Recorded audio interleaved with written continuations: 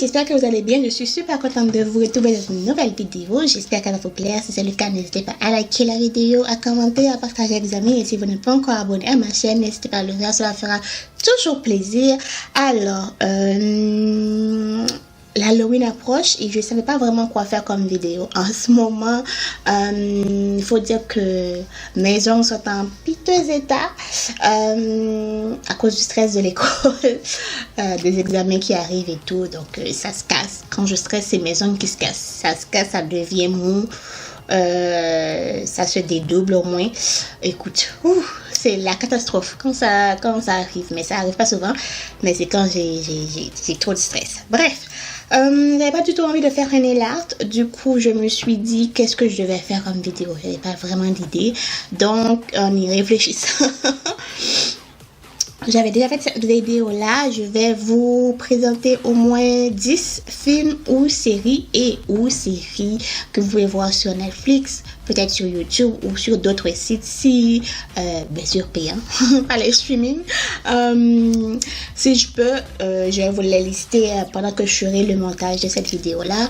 Aujourd'hui, on est le 17. On est le 17. Je suis en train de tester des nouveaux matériaux. C'est-à-dire, j'ai reçu un micro pour l'anniversaire et aussi 2 panneaux de lumière. Donc, je sais pas qu'est-ce que ça donne. J'espère que ça va bien se passer. Parce que franchement, j'ai pas du tout la tête à recommencer 1 milliard de fois. Il se pourrait que je filme une autre vidéo que vous verrez peut-être plus tard. Pas plus tard, mais une semaine après l'Halloween. Je sais pas encore si l'envie me prendra parce qu'il est actuellement 11h19 du soir.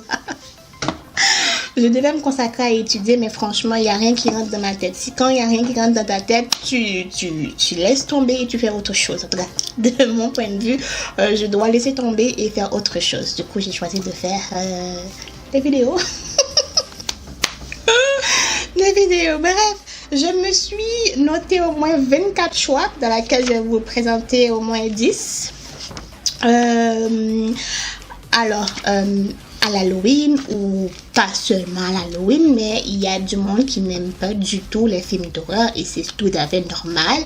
Il y a du monde qui n'aime pas du tout avoir peur et il y en a qui aiment avoir peur, il y en a qui aiment les sensations fortes. Je fais partie des gens qui n'aiment pas les films comédie simplement. J'adore les films d'horreur. C'est pas parce que je regarde un film d'horreur qui fait le soir que je vais pas dormir. Ça m'empêchera pas du tout de dormir. Le cas si j'allais dormir le soir. Ça c'est une autre histoire.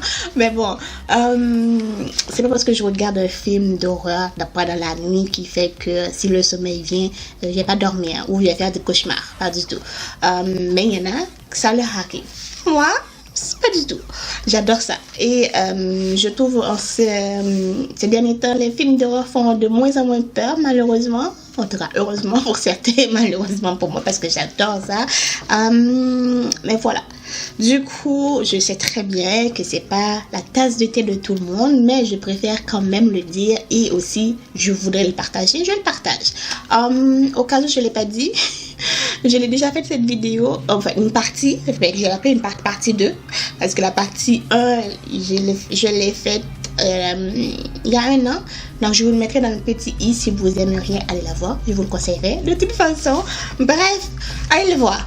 On va commencer, sinon ça va durer une éternité et franchement ça me tente pas du tout que ça dure une éternité.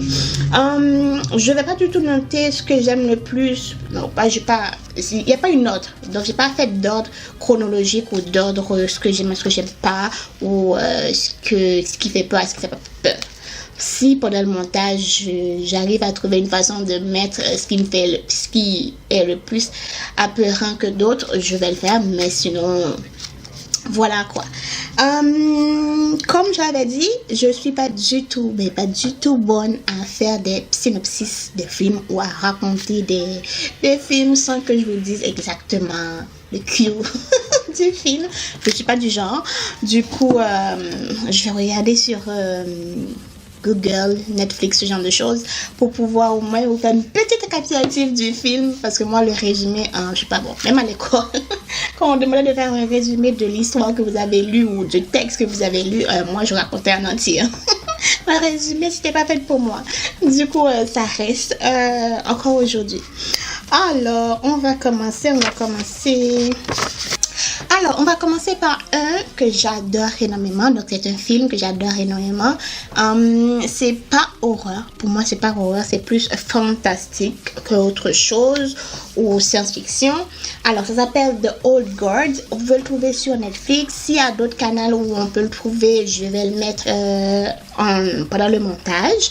Et qu'est-ce que je voulais dire d'autre? Aussi, je sais pas si ça va être en français. Non. Je l'ai regardé en français, c'est en français que je l'ai regardé. J'ai pas fait ça pour tous les autres. Si c'est pas en français, je vais vous l'indiquer lors du montage si c'est en français et que ce sera pas indiqué, ok? Une équipe soudée de mercenaires immortels dirigée par la redoutable Andy, qui est Charlize, lutte depuis des siècles pour protéger des humains. Lors d'une mission des plus périlleuses, les pouvoirs hors du commun du groupe sont soudainement révélés au grand jour. C'est alors qu'Andy et Niles... C'est qui Niles? Niles. Ah, Niles, c'est Kiki Lion. J'imagine vous verrez la photo, ok? C'est le tout dernier soldat recruté par l'équipe, doivent tout mettre en œuvre pour neutraliser leur ennemi. Et si ma mémoire est bonne, leur ennemi, c'est un membre de leur propre équipe, en fait, qui leur a trahi. Donc, voilà. Mon explication et ma lecture n'est pas du tout vendeuse, mais je vous garantis c'est un bon film d'action et c'est pas très horreur. Par contre, il y a de l'action dedans, il y a des tirs, on tire sur des gens. Du coup, c'est pas un film que je conseillerais à des enfants, mais quand même, ok. Voilà, ça c'est le premier. Le prochain que je vous propose, c'est Constantine. Et mon Dieu, qu'est-ce que j'ai aimé ce film quand j'étais jeune. J'ai vraiment aimé, je l'ai regardé, mais encore et encore, j'adorais ce film. Et j'aime beaucoup l'acteur principal, ou un des acteurs, plutôt l'acteur principal, sinon j'aurais dit l'actrice. J'aime beaucoup. Alors, ce film devait avoir une suite. Parce que il y a pas très longtemps, j'ai vu le postcard. C'est pas le postcard, c'est l'affiche. J'ai vu l'affiche sur c'était quoi? Facebook. Ouais. J'ai vu l'affiche sur Facebook du 2, mais je sais pas si c'est sorti honnêtement. Je vous le mettrai quelque part dans la vidéo si tel est le cas, mais aussi l'affiche du 2. Alors, ça met en scène l'acteur Keanu Reeves, je sais pas comment ça se prononce son nom, aussi Rachel Weisz, il y a d'autres acteurs aussi, je vais pas présenter tous les gens qui sont dans le film, mais les principaux, vous allez voir leur nom, leur tête apparaître à l'écran pendant la vidéo.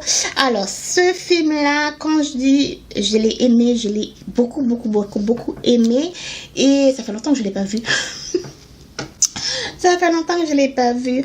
Alors, je sais pas si elle est sur Netflix. Honnêtement, j'ai pas regardé, j'ai complètement oublié. Mais il est sur YouTube. On peut le trouver sur YouTube. Je pense pas que c'est payant. Si c'est payant, je vais vous le dire. Je m'excuse, j'ai oublié de faire mes devoirs au complet. J'ai oublié de faire mes devoirs au complet. Alors, pour vous faire une petite synopsis du film, c'est de Google, bien sûr, parce que je suis complètement paumé avec ça. Alors, ramené à la vie malgré lui, un suicidé vient en aide à une policière qui tente d'élucider la mort de sa soeur jumelle. Ça dit tout en fait. C'est pas un film qui fait très peur, au moins c'est un film très amusant. Il y a certaines parties où c'est trash, mais c'est regardable en fait, c'est regardable. Teenager peut le regarder. À mon époque, j'étais pas teenager quand je regardais. Mais j'avais ma mère à côté, donc ça va. Ça va, donc voilà. Je dis tout le temps ça, mais c'est la vérité. Hein. C'est la vérité.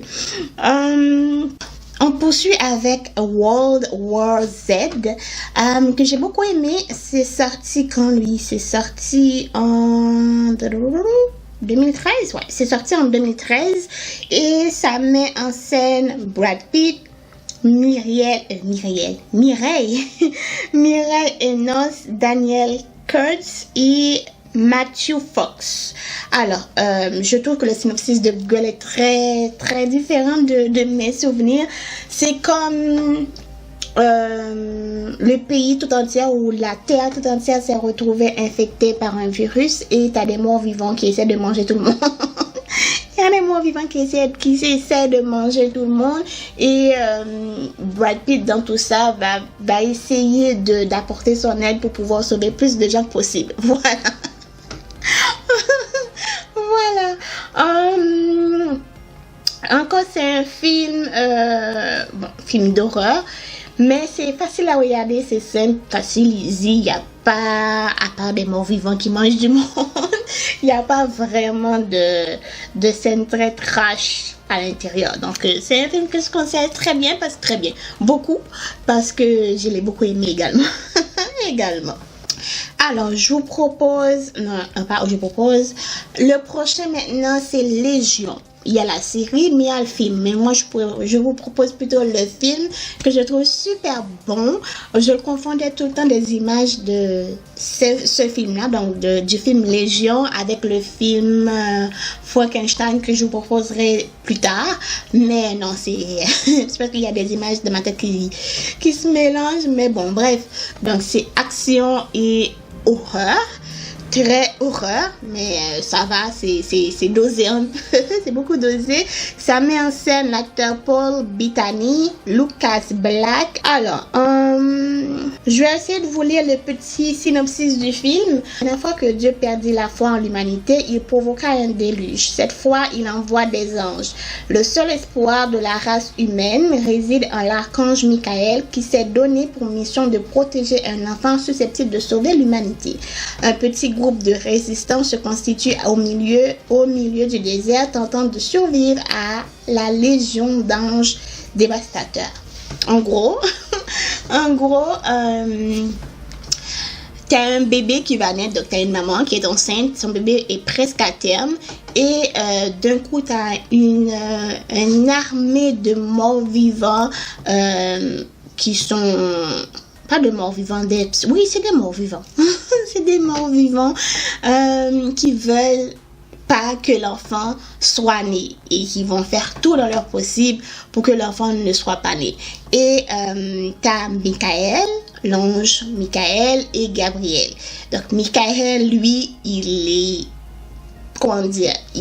a toujours la foi en l'humanité, alors que Gabriel, c'est le contraire. Il fait plutôt ce que son père lui demande, c'est-à-dire que d'éradiquer l'humanité. Donc, ces deux-là vont se battre ensemble pour pouvoir protéger le bébé qui va naître, mais aussi, c'est qui l'autre? Lucas Black. J'ai oublié c'est quoi son nom dans le film, oui. Qui va aussi essayer de protéger le bébé et la mère pour que tout se passe bien. Voilà. C'est un très bon film, fantastique et horreur que j'adore aussi. Tout ce que je vous présente, je les adore. C'est normal. Je ne pourrais pas vous présenter quelque chose que j'aime pas. Parce que je ne vais pas perdre mon temps à regarder, en fait. Si je ne suis pas le genre de personne à rester là, me martyriser à regarder un truc que j'aime pas. Ça s'est déjà produit à l'école, mais si tu es obligé de regarder des films ou des documentaires pas produits, mais que le cours te donne. Mais quand t'aimes pas quelque chose, tu te forces pas à le regarder, franchement, tu passes au suivant. Bref, c'est ça. Alors, comme je disais tantôt, le prochain, c'est moi, Frankenstein. Je pense que la plupart du monde connaît l'histoire de Frankenstein ou la création de Frankenstein. La plupart du monde le connaît. C'est une histoire qu'on raconte aux enfants et à l'école aussi, dans la littérature et tout. Bref, on n'est pas là pour ça. Alors, c'est un film, il est sur Netflix en français? Oui, non, normalement il est en français, techniquement. Il est en français sur Netflix. Ça met en scène l'actrice Yvonne Swarovski, je sais pas la prononciation, Heron Eckhart. Encore une fois, la prononciation, c'est du n'importe quoi. Ce film-là, pour vous faire une petite résumé très très courte, c'est la créature de Frankenstein, donc l'être vivant que Frankenstein a réussi à créer. Lui aussi a réussi à vivre pendant au moins 600 ans. je me rappelle pas le nombre d'années qu'il a vécu, mais il a réussi à vivre pendant 600 ans. Mais t'as un autre petit groupe qui cherche à savoir le pouvoir ou, mettons, comment avoir l'immortalité. Du coup, ils vont se rendre compte que la créature est toujours vivante. Ils vont essayer de la traquer pour pouvoir l'étudier afin de chercher la réponse à l'immortalité pour pouvoir l'obtenir. Du coup, ils vont faire des tests sur plein de gens en laboratoire. T'as une docteure qui travaille aussi pour faire des recherches, mais bon, il sera berné par le méchant, si je veux dire. Et t'as un autre groupe... T'as un autre groupe qui, lui, sa mission est de protéger l'humanité. Ce sont des êtres, des mi-anges ou des mi-démons. Je sais pas ce qu'ils sont, je me rappelle plus. Mais en gros, c'est ça. Est-ce que, c'est pas très apeurant ce film-là, honnêtement, c'est très chill. Il est très facile à regarder. Il est très, moi je le trouve très fantastique, c'est pas gore. Oui, il y a des gens qui vont être morts, qui seront tués plutôt, mais ou des êtres naturels plutôt, mais ça va. Le niveau de peur là-dedans, c'est très supportable. Ok, même un préadolescent peut le regarder. Il est très bon comme film. Là, je suis arrivée à combien? Je sais même pas à combien je suis arrivée. En tout cas, alors. Je vais commencer par vous présenter des séries maintenant parce que je pense que je suis rendue à au moins 5 films. Je présente des petites séries, des mini-séries qu'on appelle, que vous pouvez voir sur Netflix bien sûr. Alors, je vais commencer par un qui est très gore, c'est très quelque chose. Le niveau d'horreur là-dedans est quand même très élevé. C'est une mini-série de 8 épisodes, si je ne me trompe pas, ou de 8 ou de 6 épisodes. Si je ne me trompe pas... Attends, je me suis perdue. Alors, je ne suis pas du genre à regarder des films de guerre. Je déteste ça, les films de guerre, les films d'histoire qui parlent, mettons, du racisme, de la religion, de ça. En fait, je n'aime pas ça. Si je dois regarder un film, oui, la leçon morale est très importante, mais je veux pas non plus me casser la tête. C'est pas mon but quand je regarde un film. Je veux pas vraiment me casser la tête, ni à me poser 1 milliard de questions, là. Franchement, c'est pas pour moi. Du coup, les films de guerre, je n'aime pas du tout ça. Les films qui parle de la société, en général, les problèmes de la société, ça dépend. Il y a des films qui sont très bien montés, qui parlent des problèmes de la société, c'est très bien monté, tu peux le regarder sans problème. Mais il y en a d'autres où on mélange, mettons, les mœurs, les coutumes, les cultures, les tabous en même temps, ou ce qu'on n'a pas le droit, ce qu'on a le droit. J'aime pas trop ce genre de film trop sérieux, ok? Donc au départ, je voulais pas regarder cette série parce que ça parle de guerre, ça parle des femmes qui n'ont pas le droit de faire ce qu'ils veulent, ça parle des gens qui te dictent la façon de penser, leur certaine idéologie.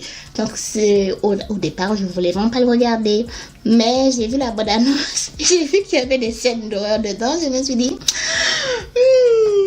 je vais le regarder, ok? Donc la série s'appelle Ghoul. Il est sorti en 2018. Il y a je sais pas combien d'épisodes, 8 épisodes dedans. Alors ils ont pas vraiment, même Netflix n'a pas vraiment expliqué le synopsis du film, mais puisque je l'ai regardé récemment, je me rappelle très bien de la petite histoire. Alors, pour éviter de dire n'importe quoi, je vais juste parler de ce que moi j'ai vu dans le film. Alors, vous avez en quelque sorte le pays qui interdit une certaine éducation. Il y a des affaires que tu peux pas éduquer à la population. Donc, ces genres d'études-là sont interdits par le gouvernement. Donc, il y a, ce que tu dois être enseigné à l'école. Donc, tu dois enseigner une certaine matière si tu veux à l'école. Tu ne dois pas non plus forcer les élèves à réfléchir par eux-mêmes, mais plutôt leur apprendre ce que, mettons, le gouvernement te demande de leur apprendre. Ok. Ensuite, tu as l'actrice principale où son papa est un professeur d'école. C'est un philosophe, si on peut, qui aime lire, qui lit toutes sortes de livres, mais qui sait aussi réfléchir et qui trouve que la situation dans laquelle le pays se trouve n'est pas normale. Donc, tu as sa fille qui est rentrée dans une sorte d'académie, je dirais, policière ou l'armée. Et malheureusement, sa fille va le dénoncer. Du coup, on va le mettre en prison, on va le torturer et tout. Et tu arrives à un passage dans le film où il y a un prisonnier, on va dire un prisonnier de guerre qui est arrivé et personne n'est capable de le faire parler. Sauf que le prisonnier en question, il est habité par une sorte d'entité et les personnes qui lui ont, mettons, qui essayaient de lui faire parler sont tuées à leur tour. Cette entité-là a été évoquée par le papa de la fille et pour pouvoir faire aux gens comment je dirais, pas d'apaiser leur conscience, mais plutôt de reconnaître leur tort, d'avouer leur péché et tout. Donc cette entité-là va faire en sorte que chaque personne qui a fait quelque chose de mal dans sa vie le regretter, si je peux dire ça comme ça, mais il sera mort à son tour, ok? Pas l'entité. L'entité a été évoquée par une sorte de trace ou de symbole plutôt, une sorte de symbole et aussi avec du sang. Du coup, quand il est là, c'est pour pouvoir éradiquer le mal quand lui-même est de mal. Bref, je sais pas si je vous ai bien résumé la série, mais c'est une très belle série. C'est une très belle série que moi-même j'aurais jamais pensé regarder. Comme je dis, je n'aime pas tout ce qui est torture. On torture les gens, on force les gens à parler des affaires trop sérieuses. J'aime pas trop ça, mais franchement, c'était très bien. C'est une très bonne série à regarder. Par contre, le niveau de... Non, je le conseillerais même pas à un adolescent tellement c'est très je dirais une autre 9 sur 10 tellement il y a des scènes d'horreur dedans, fait que je le conseillerais absolument pas à un teenager ou un préadolescent ou un adolescent où ça va pas du tout là, ok? Donc ça peut faire peur. C'est pas vraiment l'entité qui te fait peur, parce que l'entité quand il arrive, il a pas le visage très monstrueux parce qu'il prend la forme d'une personne qui l'a mordu. C'est plutôt les actes qui se passent dans le film qui est très horreur, ok? Voilà. Alors, je vous présente le prochain qui est La Faction d'Octobre. C'est une série encore de Netflix. Il y a une seule saison de 10 épisodes là-dedans. Et ça met en scène J.C.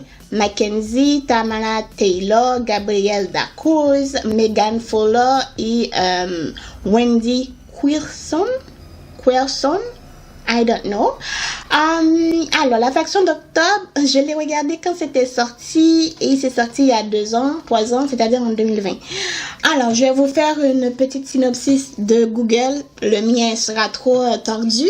Alors, la famille Allen chasse des monstres de père en fils depuis des décennies.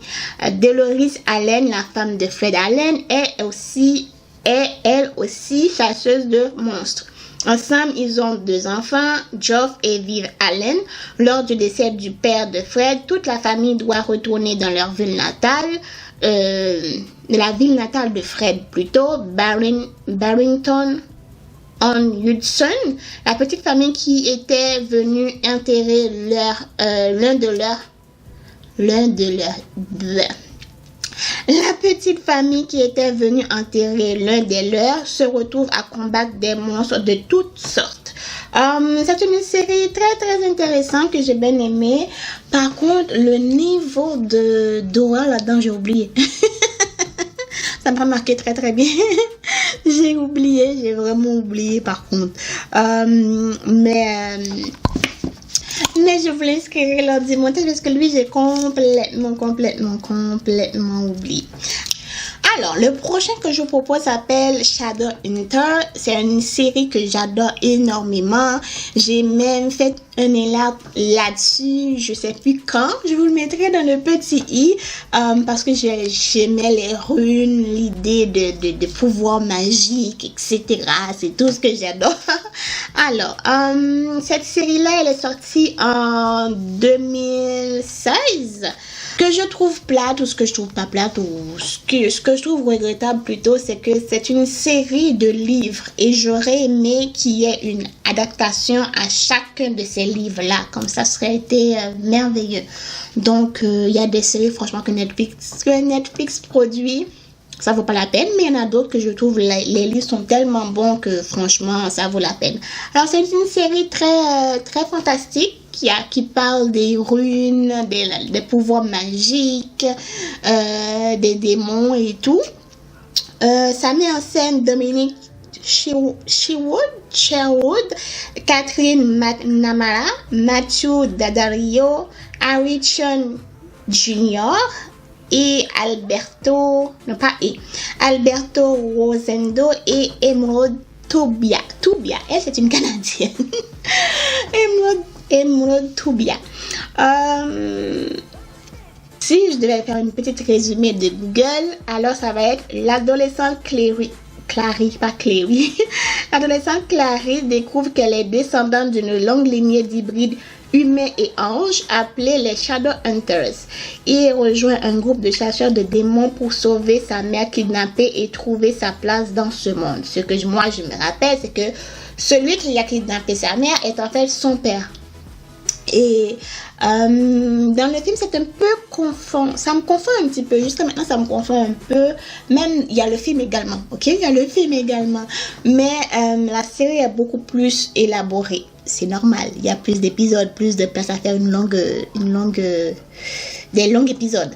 Mais ce qui mélange un petit peu, c'est que le gars que la fille Clary est est censée être son frère parce qu'il porte une bague où son nom de famille est un peu confondant. C'est-à-dire que le M peut être un W qui est son nom de famille. J'ai oublié c'est quoi le nom de famille, mais ensemble ils vont essayer de pas se rapprocher, mais de combattre leur père et aussi de trouver la vérité. Voilà, maintenant ça va être à vous de trouver quelle vérité. C'est pas un film qui fait du tout peur, au contraire c'est un film très action, il y a beaucoup d'action dedans.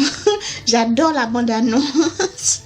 Je sais pas si je pourrais mettre la bande-annonce lors du montage. J'adore la bande-annonce, pas la bande-annonce mais la trame sonore. Il y a plusieurs trames sonores mais il y a 2 trames sonores principalement que j'aime énormément de cette série.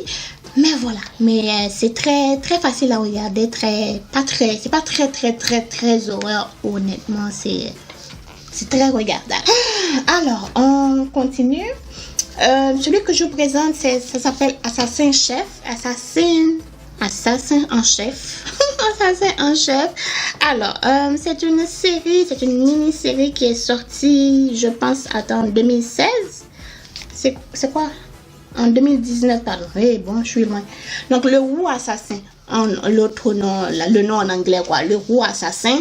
Ça met en scène l'acteur que j'adore énormément aussi. Iko Uwais, Lewis Tan, Lin Jun Lee, Byron Man et Catherine Winwick, ok. C'est une série de 10 épisodes qui est facile à regarder, c'est très surnaturel et action. Il n'y a pas vraiment des scènes horreur là-dedans, c'est plus des gens qui ont des pouvoirs magiques, ok. Alors, je vais vous dire le petit synopsis que j'ai pu trouver. C'est difficile à trouver le synopsis de ce truc-là, qui n'est pas en anglais. Ça me tente pas de traduire. Synopsis. Alors, t'as un jeune chef du quartier chinois de l'actuel San Francisco qui s'appelle Kai Jin, qui est empêtré dans la poursuite par la triade chinoise de pouvoir mortel de pouvoir mortel ancien connu sous le nom de Wu Xing. Après une rencontre avec un esprit mystique, Kai devient à contre-cœur le Wu assassin, utilisant ses compétences améliorées en arts martiaux pour récupérer les pouvoirs surnaturels de 5 criminels modernes menaçant de les utiliser pour détruire le monde. Ça résume en bien la série. C'est une série que j'aime aussi. J'aime vraiment, je l'ai regardée plusieurs fois parce qu'il y a de l'action dedans. Il y a beaucoup d'action. Il y a des pouvoirs magiques et tout. Tout ce qui est pas naturel, tout ce que j'adore, quoi. C'est pas vraiment très horreur, il n'y a pas vraiment de scène d'horreur là-dedans ou des monstres ou des morts vivants, c'est plutôt des pouvoirs magiques. Je pense qu'il y a le feu, les éléments, donc les éléments de l'air, le feu, l'eau, un truc dans le genre. Voilà, au moins lui c'est facile. Je pense que dans cet épisode ou dans cette série ou dans cette partie, il y a moins de films d'horreur, très horreur que dans la première partie, ok, d'après moi. D'après moi. Le dernier que je vous présente, ça s'appelle L'Abîme de l'Enfer et honnêtement, lui, il est très horreur. C'est très horreur, ok? Alors, il est sorti en 2020, c'est un film, il est sorti en 2020 sur Netflix. Je pense que je l'ai regardé en français, je me rappelle plus. Je pense que je l'ai regardé en français, encore une fois, ce sera indiqué lors du montage. Alors, ce film met en scène Piotr Zou. Alors, le nom ou les noms des gens, désolé. Je pense que c'est russe, polonais, donc c'est polonais. Honnêtement, je ne saurais pas prononcer. J'ai essayé en massacrant leur nom, mais ça va, ils ne vont pas me tenir en rigueur. Du coup, les acteurs principaux sont Piotr Zuraski, Malawina Dubowska, Sébastien, je sais pas c'est quoi ça se prononce, et ainsi de suite. Ok, les autres c'est impossible de prononcer leur nom. Je vous mettrai des photos ainsi que l'écriture de leur nom à l'appui. Comme ça, vous amuserez à prononcer les noms des gens. Je sais pas si ça vous arrive de vous amuser à prononcer les noms des gens, mais à l'école, c'est une torture au début de l'année quand les profs commencent à prononcer les noms des étudiants et ils n'y arrivent pas. C'est normal. Ils n'ont pas leurs parents, ils ne doivent pas donner leur nom, mais quand même, c'est un moment que j'adore énormément. Bref, alors recommence, mais revenons à nos moutons. C'est un film qui est très horrifique. Honnêtement, moi j'ai bien aimé. Je sais pas pourquoi le monde n'a pas vraiment aimé, parce qu'il y a une note de 5 sur 10 sur certains sites. Bref, revenons à nos moutons. La petite histoire de ce film-là, c'est qu'en 1887, dans un monastère coupé du monde, les moines dirigent une clinique pour posséder. Un jour, un jeune policier nommé Marek se rend au couvent, se faisant passer pour un ecclésiastique. Il pénètre la vie monastique et tente d'expliquer la récente et mystérieuse disparition de plusieurs détenus tourmentés. Il s'avère cependant qu'il n'y a aucun moyen de sortir du monastère. Et là, les vraies affaires vont commencer. Ok? Je ne saurais même pas vous décrire tellement il y a des scènes, mais des fois je me dis j'aimerais bien faire partie des tournages et de l'équipe de montage pour voir et regarder comment ils font. Même les équipes de maquillage maintenant, avec le maquillage effets spéciaux, les petites séries qu'on a sur YouTube pour voir comment ils font, pas YouTube, Netflix, pour voir comment ils font les maquillages effets spéciaux. Ça va, je suis pas très emballée, mais avant j'étais très emballée de savoir comment ils arrivent à faire des séries de costumes, de make-up, avec des affaires très trash et tout. Bref. C'est pas quelque chose que je conseillerais à des jeunes, parce qu'il est très gore, il est vraiment très gore. Mais bon, bref, je sais pas comment c'est cette vidéo là, je sais pas comment il sera parti cette vidéo là. Je m'en excuse sincèrement si ça part en cacahuète, Mais bon, j'avais envie de le faire et du coup, je l'ai fait. Maintenant, c'est à vous de me dire dans les commentaires si vous aimez voir des films d'horreur ou pas, si vous aimez voir des films d'horreur, quel genre de film vous aimeriez voir, quel genre de film vous me conseillerez, parce que j'adore ça. Je vais aller voir. Et moi, je vous dis à samedi prochain. Non, pas samedi, c'est-à-dire si je poste tous les dimanches, non. Soyez au rendez-vous tous les dimanches et abonnez-vous si ce n'est pas encore fait. Mais je vous donne rendez-vous dimanche prochain pour une vidéo. Je ne sais pas c'est lequel que j'ai posté. Soit ce make-up là, si j'arrive à faire le montage correctement, soit une autre vidéo que je vais filmer tout de suite après. Ok? Bisous!